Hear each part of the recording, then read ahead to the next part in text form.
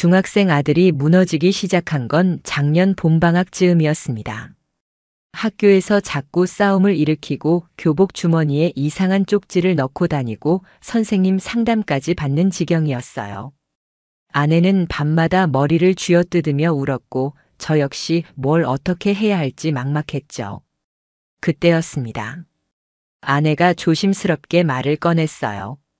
요즘 마음이 복잡해서 절에 한번 가보려고. 처음엔 뜬금없다고 생각했습니다. 하지만 아내가 아들을 위한 방법이라며 애써 웃으며 말하는데 제가 뭐라 할 수 있겠습니까? 그때부터 아내는 주말마다 집을 비우기 시작했죠. 서울 외곽에 있는 작은 사찰이라고 했습니다. 도심에서 벗어나 마음도 가라앉고 걱정 많은 사람들끼리 모여 기도도 하고 이야기도 나눈다며요. 저는 그걸 진심으로 믿었어요. 처음 두세 번은 다녀와서 집안일도 더 열심히 하고 아들에게도 조금 더 온화하게 대하는 것 같았습니다. 그래서 솔직히 고마웠죠. 하지만 달라진 건 그 다음부터였어요. 어느 순간부터 아내가 절에 다녀온 날은 화장이 짙어졌고 향이 바뀌었으며 핸드폰을 손에서 놓지 않았습니다. 며칠이 지나면 그 짙은 화장은 거짓말처럼 사라지고 다시 평소의 모습으로 돌아왔어요. 이상한 패턴이었죠. 한 번은 주차장에서 아내가 통화를 하고 있었는데 유리창 너머로 보이는 표정이 웃고 있더라고요. 아들 걱정하는 엄마의 얼굴이 아니었습니다. 전화를 끊고 돌아오던 아내는 제 눈을 똑바로 못 마주쳤고 그날따라 외식을 하자며 피곤하다는 저를 끌고 나갔어요. 그러던 어느 날 아들이 학교에서 큰 사고를 쳤습니다. 친구의 가방을 엉망으로 만들어 놓고 선생님에게 해서는 안 될 말까지 했다고 하더군요.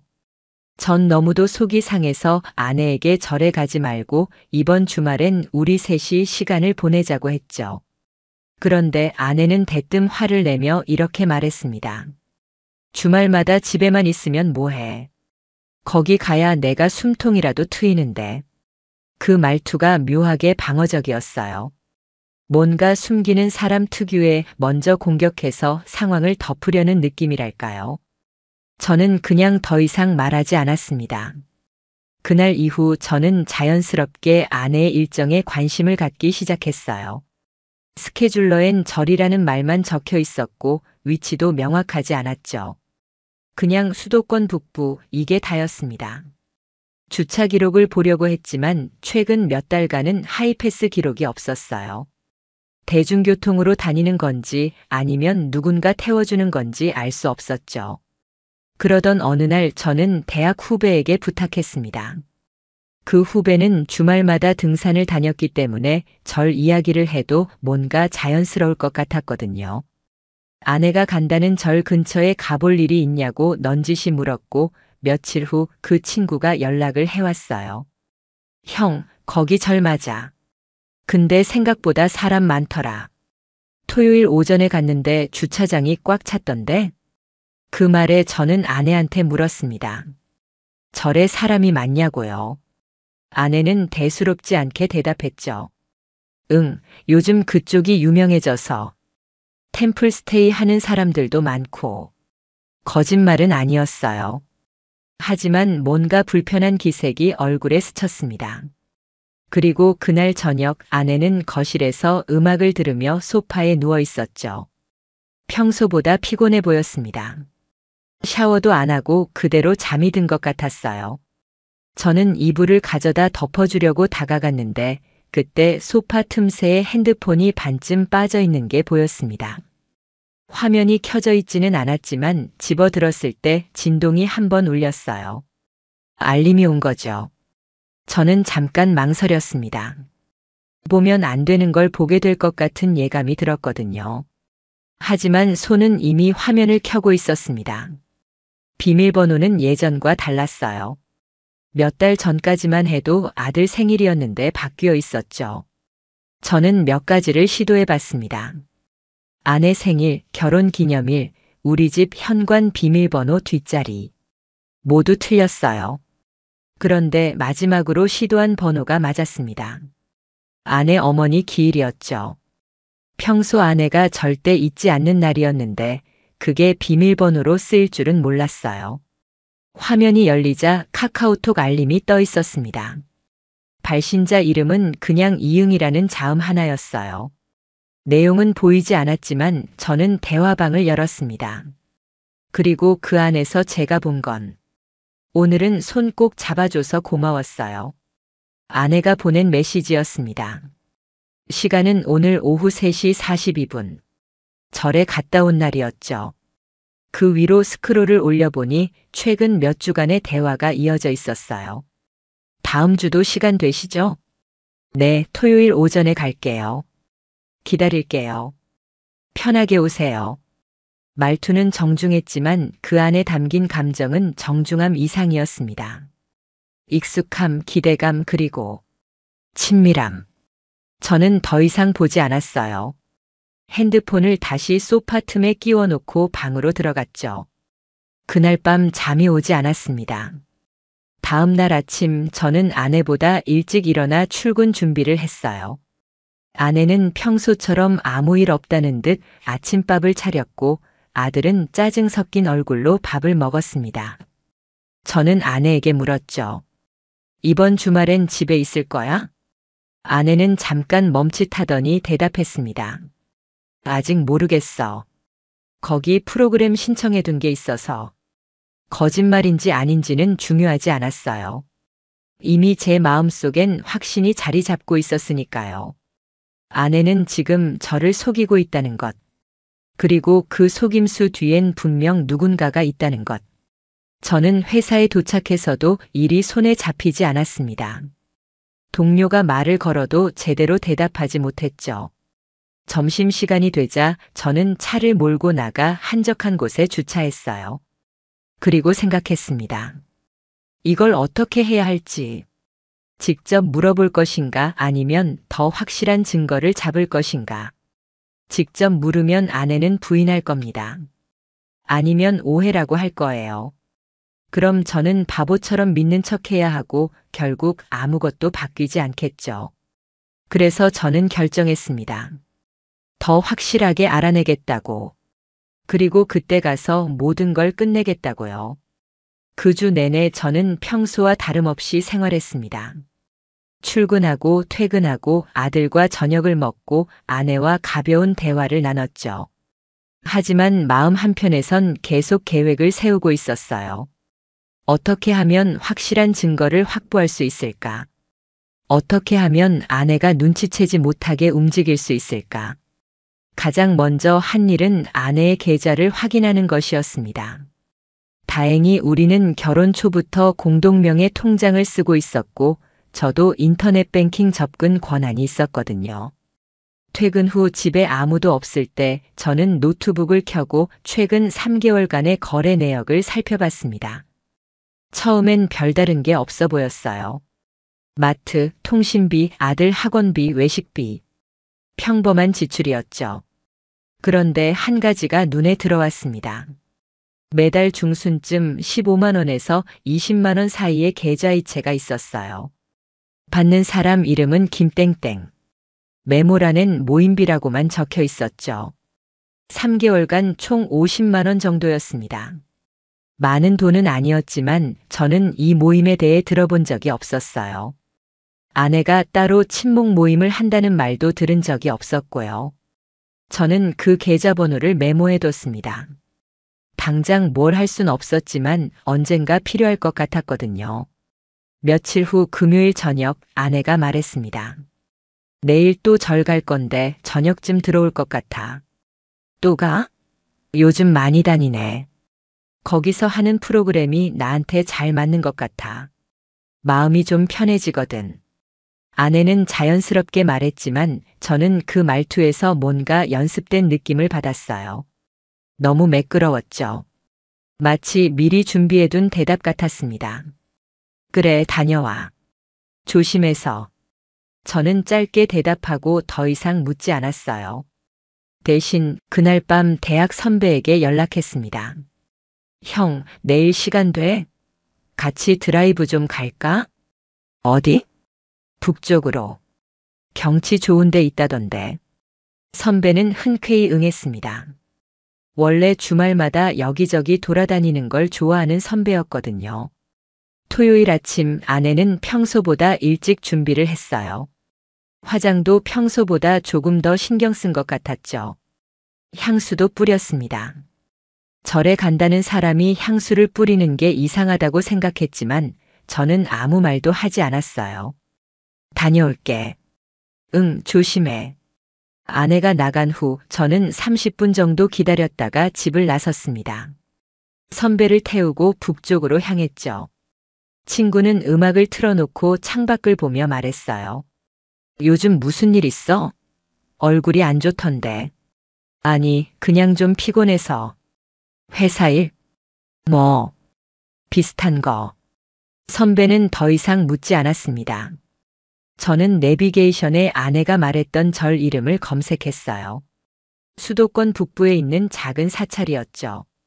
거기까지 가는데 1시간 반 정도 걸렸습니다. 절 근처에 도착했을 때 저는 주차장이 아닌 조금 떨어진 마을 입구에 차를 세웠어요. 선배에게는 잠깐 산책하자고 했죠. 여기 경치 괜찮네. 절도 있고. 응, 조용하고 좋다. 우리는 천천히 걸어서 절 쪽으로 향했습니다. 주차장에 차가 꽤 많았어요. 저는 그 중에서 아내가 자주 이용하는 카시어링 차량이 있는지 살펴봤지만 확인할 방법이 없었죠. 절 입구 근처의 작은 카페에 들어갔습니다.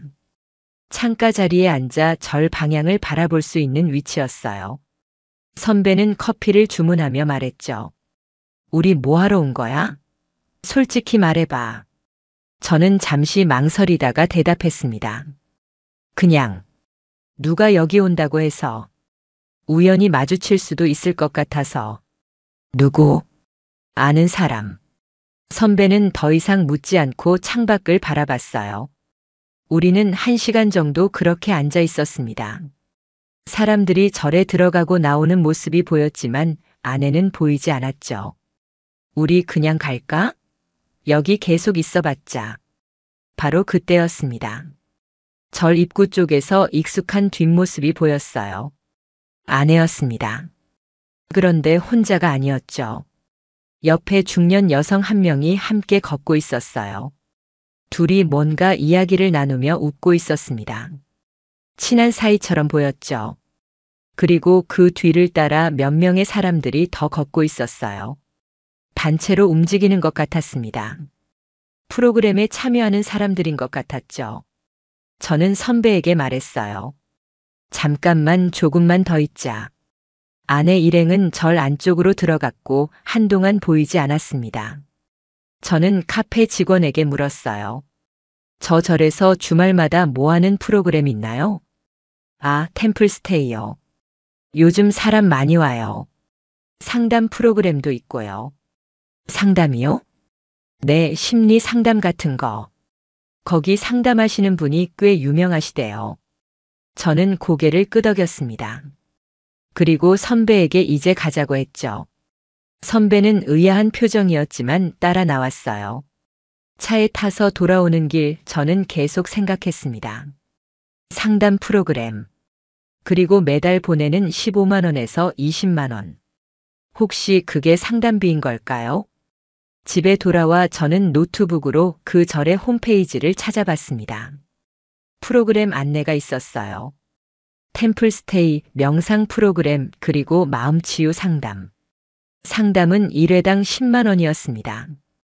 그리고 정기 상담을 신청하면 월 15만 원에 할인된다고 적혀 있었죠. 아내가 보낸 돈과 딱 맞아떨어졌어요. 그렇다면 아내는 정말로 상담을 받고 있는 걸까요? 그게 전부일까요? 저는 상담사 소개란을 확인했습니다. 사진은 없었지만 이름과 간단한 경력이 적혀 있었어요. 김땡땡 상담사. 계좌 이체할 때 나왔던 그 이름이었죠. 40대 중반 심리학 전공, 10년 이상 상담 경력, 가족관계 및 청소년 문제 전문. 겉으로 보면 문제될 게 없었습니다. 평범한 상담사였죠. 하지만 저는 카카오톡에서 본 그 대화가 계속 머릿속을 맴돌았어요. 오늘은 손 꼭 잡아줘서 고마웠어요. 상담 중에 손을 잡는 게 정상일까요? 물론 위로의 의미로 그럴 수도 있겠죠. 하지만 그 문장에 담긴 느낌은 단순한 위로 이상이었습니다. 저녁 무렵 아내가 돌아왔어요. 얼굴이 편안해 보였습니다. 다녀왔어. 어땠어? 좋았어. 오늘은 명상도 하고 이야기도 많이 나눴어. 혼자 갔어? 아니, 거기서 알게 된 사람들이랑 같이. 나랑 비슷한 고민 있는 사람들이야. 아내는 자연스럽게 대답했습니다. 저는 더 이상 묻지 않았어요. 대신 다음 계획을 생각했죠. 그날 밤 아내가 먼저 잠들고 나서 저는 조용히 거실로 나왔습니다. 아내 핸드폰은 침대 옆 테이블 위에 있었어요. 저는 조심스럽게 들고 나와 비밀번호를 입력했죠. 이번엔 카카오톡 대화를 더 자세히 봤습니다. 이응이라는 이름의 대화방. 최근 한 달간의 메시지를 스크롤해서 읽었어요. 대부분은 상담 일정을 조율하는 내용이었습니다. 하지만 중간중간 이상한 메시지들이 섞여 있었죠. 오늘 말씀하신 것 정말 위로가 됐어요. 다음엔 조금 더 일찍 갈게요. 혼자 계실 때가 더 편하니까요. 저 때문에 바쁘실 텐데 신경 써주셔서 감사해요. 상담사와 내담자의 대화치곤 너무 사적이었어요. 경계가 모호했죠. 저는 더 위로 올라가 봤습니다. 그러다가 2달 전 메시지 하나를 발견했어요. 오늘 같이 산책하면서 들었던 이야기 아직도 생각나요. 제 마음을 이렇게 알아주는 사람은 처음이에요. 산책. 상담실이 아니라 밖에서 만났다는 얘기였죠. 저는 화면을 캡처했습니다. 소리가 나지 않게 설정한 후 몇 장을 더 캡처했어요. 그리고 핸드폰을 다시 제자리에 놓고 방으로 돌아왔습니다. 아내는 여전히 잠들어 있었죠. 다음 날 월요일 저는 회사 근처 법무법인에 전화했습니다. 상담 예약을 잡았어요.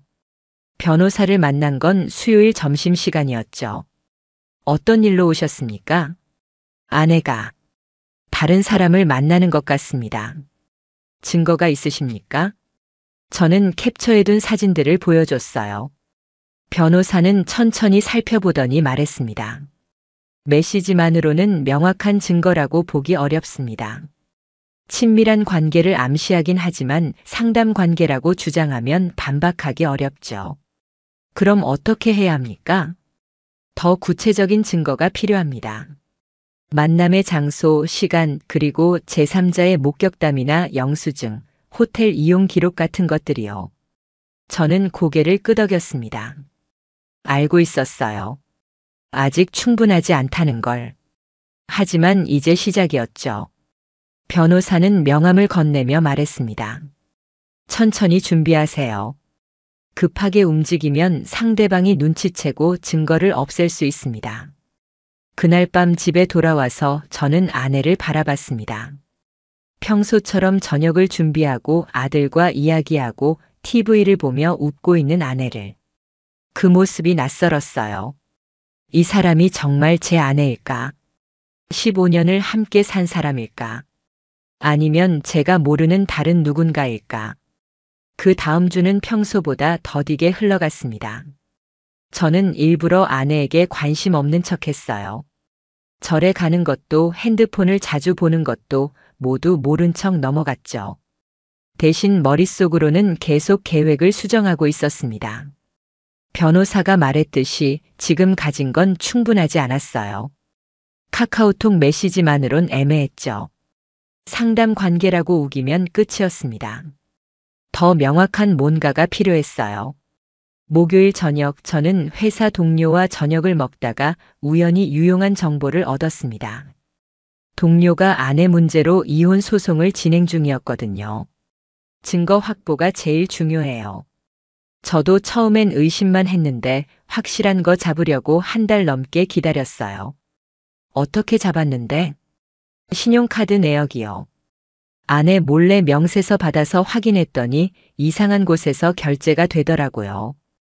평일 낮에 모텔 근처 편의점이라든가 주말에 멀리 떨어진 식당이라든가. 저는 고개를 끄덕였습니다. 신용카드. 생각해보니 아내가 최근 몇 달간 쓴 카드 내역을 제대로 본 적이 없었어요. 그리고 위치 공유앱 아세요? 가족끼리 쓰는 거. 그거 몰래 설치하는 방법도 있긴 한데. 불법 아니야? 글쎄요. 동의 없이 하면 문제가 될 수도 있죠. 근데 부부 사이면 애매한 부분도 있어요. 저는 그 방법은 쓰지 않기로 했습니다. 나중에 법적으로 문제가 될 수 있었으니까요. 대신 신용카드 내역을 확인하기로 했죠. 집에 돌아와서 아내가 샤워하는 사이 지갑을 확인했어요. 카드가 3장 있었습니다. 하나는 공동명의 카드, 나머지 둘은 아내 개인 카드였죠. 저는 공동명의 카드 번호는 이미 알고 있었기 때문에 개인 카드 중 하나의 번호를 메모했습니다. 다음 날 카드사에 전화했어요. 배우자 카드 명세서 받을 수 있나요? 본인 확인이 필요합니다. 결혼증명서나 가족관계증명서를 팩스로 보내주시면. 절차가 복잡했지만 며칠 후 이메일로 최근 3개월 명세서를 받았습니다. 출력해서 하나하나 확인했죠. 대부분은 평범한 지출이었어요. 마트, 카페, 주유소. 그런데 토요일마다 이상한 패턴이 보였습니다. 경기도 북부의 한 편의점에서 오전 11시쯤 결제가 있었어요. 생수나 간단한 간식류였죠. 그리고 같은 날 오후 2시쯤 같은 지역의 작은 식당에서 2만 원 정도 결제. 저는 그 편의점 주소를 검색했습니다. 아내가 다니는 절에서 도보로 10분 거리였어요. 식당도 마찬가지였죠. 문제는 그 식당이 2인분 이상만 주문받는 곳이었다는 겁니다. 메뉴판을 확인해 보니 최소 주문 2인분이라고 적혀 있었거든요. 아내는 혼자 갔다고 했는데 2인분을 시켰다는 얘기였습니다. 저는 더 깊이 파고들었어요. 그 식당 전화번호를 찾아 전화했죠. 실례지만 거기 자주 오는 단골 손님 정보 좀 여쭤볼 수 있을까요? 손님 정보는 말씀드리기 어려운데요. 아니, 제 아내가 거기 자주 간다고 해서요. 추천해주고 싶어서 물어보는 건데 메뉴가 어떤 게 인기 있나 해서요. 아, 그러시구나. 저희는 두부 전골이랑 버섯 전골이 제일 인기 있어요. 주말에 손님 많나요? 네, 특히 토요일 점심때요. 그때 근처 절에서 오시는 분들이 많거든요. 아, 그렇군요. 대부분 단체로 오시나요? 단체도 있고 둘이서 오시는 분들도 많아요. 저는 감사하다고 인사하고 전화를 끊었습니다. 둘이서. 아내가 누군가와 함께 그 식당을 간다는 확신이 들었죠. 그날 밤 저는 아내에게 물었어요. 그 절 근처에 맛있는 식당 있어? 아내는 잠깐 멈칫하더니 대답했습니다. 응, 두부 요리하는 데가 괜찮더라. 혼자 가도 괜찮아? 응, 혼자도 가능해. 세트 메뉴 같은 거 있어. 거짓말이었습니다. 명백한 거짓말이었죠. 저는 더 이상 묻지 않았어요. 다음 주 토요일 아내는 또 절에 간다고 했습니다. 이번엔 저도 외출 계획이 있다고 했죠. 나도 친구 만나고 올게. 그래, 다녀와. 아내가 나간 후 30분쯤 지나서 저는 차를 몰고 집을 나섰습니다. 이번엔 혼자였어요. 친구를 계속 끌고 다닐 순 없었으니까요. 북쪽으로 1시간 반을 달려 그 지역에 도착했습니다. 절 주차장이 아니라 아내가 카드를 사용했던 그 편의점 근처에 차를 세웠어요. 편의점 앞 벤치에 앉아 기다렸습니다. 시간은 오전 11시였죠. 아내가 지난번에 카드를 사용했던 시간대였어요. 30분쯤 지났을 때 절 쪽에서 사람들이 나오기 시작했습니다. 프로그램이 끝난 모양이었죠. 몇몇은 차를 타고 떠났고 몇몇은 근처를 걷기 시작했어요. 그리고 저는 봤습니다. 아내가 누군가와 함께 걷고 있는 모습을요. 남자였습니다. 40대 중반으로 보이는 캐주얼한 옷차림의 남자. 둘은 나란히 걸으며 이야기를 나누고 있었어요. 거리가 가까웠죠. 친구 사이보다 가까워 보였습니다. 저는 자리에서 일어나 뒤를 따라갔어요. 거리를 두고 들키지 않을 정도로. 둘은 제가 확인했던 그 식당으로 들어갔습니다. 식당 밖에서 10분 정도 기다렸어요. 안으로 들어갈까 생각했지만 그러면 들킬 게 뻔했죠. 대신 식당 옆 골목으로 돌아가 창문 너머로 안을 살짝 확인했습니다. 둘은 마주 앉아 식사를 하고 있었어요. 아내가 웃고 있었습니다. 제가 본 적 없는 표정이었죠. 편안하고 행복해 보였어요. 저는 핸드폰을 꺼내 사진을 찍으려 했지만 각도가 좋지 않았습니다. 얼굴이 제대로 나오지 않았어요. 하지만 둘이 함께 있다는 건 확실했죠. 1시간쯤 지나서 둘이 나왔습니다. 저는 재빨리 골목 안쪽으로 숨었어요. 둘은 식당 앞에서 잠깐 서서 이야기를 나눴죠. 그리고 남자가 아내의 팔을 살짝 잡았습니다. 스치듯이 짧게. 하지만 분명히 잡았어요. 아내는 고개를 숙이며 웃었고요. 그 장면을 보는 순간 제 안에 있던 마지막 의심이 확신으로 바뀌었습니다. 둘은 곧 헤어졌어요. 남자는 절 쪽으로 돌아갔고 아내는 반대 방향으로 걸어갔죠. 버스 정류장 쪽이었습니다. 저는 차로 돌아왔습니다. 핸들을 잡은 손이 떨렸어요. 화가 났지만 동시에 이상하게 차분했죠. 이제 확실해졌으니까요.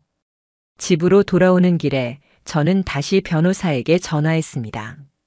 두 사람이 함께 식사하는 걸 봤습니다. 사진은 있습니까? 각도가 좋지 않아서 얼굴이 잘 안 나왔습니다. 목격 진술만으로도 의미는 있습니다. 하지만 더 확실한 증거가 있으면 좋겠네요. 어떤 걸 더 확보해야 할까요?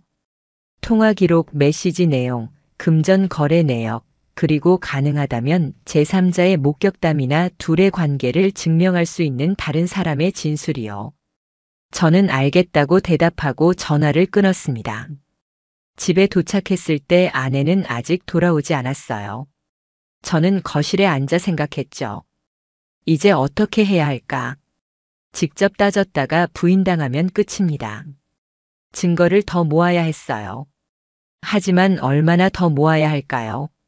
얼마나 더 이 고통을 견뎌야 할까요? 1시간쯤 지나서 아내가 돌아왔습니다. 다녀왔어. 응. 어땠어? 좋았어. 마음이 좀 편해진 것 같아. 아내는 씻으러 들어갔고 저는 소파에 앉아 천장을 바라봤어요. 마음이 편해졌다는 그 말이 제 귀엔 다르게 들렸습니다. 그 사람을 만나서 좋았다. 그렇게 들렸죠. 그날 밤 저는 결정했습니다. 더 이상 혼자 하지 않겠다고. 전문가의 도움을 받겠다고요. 다음 주 월요일 저는 흥신소를 알아봤습니다. 법적으로 문제없는 범위 내에서 증거를 확보해주는 곳이었어요. 상담을 받으러 갔을 때 상담원은 차분하게 말했습니다. 배우자의 동선 파악, 만남의 빈도와 장소 확인, 사진 및 영상 자료 확보까지 가능합니다. 다만 비용이 만만치 않고 시간도 최소 2주는 잡으셔야 해요. 얼마나 듭니까? 기본 이 가격부터 시작합니다. 적지 않은 돈이었지만 저는 계약했습니다. 이제 돌아갈 수 없었으니까요. 조사는 그 다음 주부터 시작됐습니다. 저는 평소처럼 생활했어요. 아내도 평소처럼 절에 갔고요. 그리고 2주 후 흥신소에서 연락이 왔습니다. 자료 나왔습니다. 사무실로 오시겠습니까? 흥신소 사무실에 도착했을 때 담당자는 파일 하나를 건넸습니다. 2주간 조사한 내용입니다. 사진과 동선 기록, 그리고 목격 내용 정리해뒀어요. 파일을 열어보니 사진이 여러 장 있었습니다. 아내가 절 입구에서 그 남자와 만나는 모습, 함께 걷는 모습, 식당에 들어가는 모습. 각도는 좋았지만 거리가 멀어서 얼굴이 선명하진 않았어요. 이게 최선입니까? 죄송합니다. 너무 가까이 가면 들킬 위험이 있어서요. 대신 만남 패턴은 확실히 파악했습니다. 담당자는 동선 기록을 펼쳐 보여줬어요. 부인께서 매주 토요일 오전 10시쯤 절에 도착합니다. 프로그램에 참여하다가 11시 반쯤 그 남성과 함께 나와요. 둘이 근처를 산책하거나 식당에서 식사하고 오후 2시쯤 헤어지더군요. 매주 같은 패턴인가요? 네. 지난 2주간 토요일마다 똑같았습니다. 저는 사진들을 다시 봤어요. 증거로 쓰기엔 애매했습니다. 함께 걷는 것만으론 불륜이라고 단정할 수 없었으니까요. 친구일 수도 정말 상담사일 수도 있었죠. 혹시 둘이 다른 곳에 간 적은 없나요? 없었습니다. 항상 절 근처에서만 만났어요. 더 확실한 뭔가가 필요했습니다. 저는 담당자에게 한 주 더 연장을 요청했죠. 이번엔 조금 더 가까이에서 찍어주세요. 그리고 가능하면 대화 내용도요. 대화 내용은 도청 장비를 쓸 순 없습니다. 불법이거든요. 그럼 입모양이라도 확인할 수 있게 찍어주세요. 담당자는 알겠다며 고개를 끄덕였습니다. 그 주는 더 힘들었어요. 집에서 아내와 마주할 때마다 이 사람이 매주 다른 남자를 만나러 간다는 사실이 머릿속을 떠나지 않았죠. 하지만 내색할 순 없었습니다. 들키면 모든 게 수포로 돌아가니까요. 금요일 저녁 아내가 말했어요. 내일 또 절 갈 건데 좀 늦게 들어올 것 같아. 왜? 저녁에 다 같이 모여서 이야기 나누는 시간이 있대. 몇 시쯤 들어올 건데? 한 7시? 저는 짧게 알겠다고 대답했습니다. 평소보다 늦게 들어온다는 건 그 남자와 더 오래 시간을 보낸다는 뜻이었죠. 토요일 아침 아내는 평소보다 더 신경 써서 옷을 골랐어요. 거울 앞에서 한참을 서 있더니 향수도 뿌렸죠. 절에 간다는 사람이 이렇게까지 할 필요가 있을까 싶었습니다.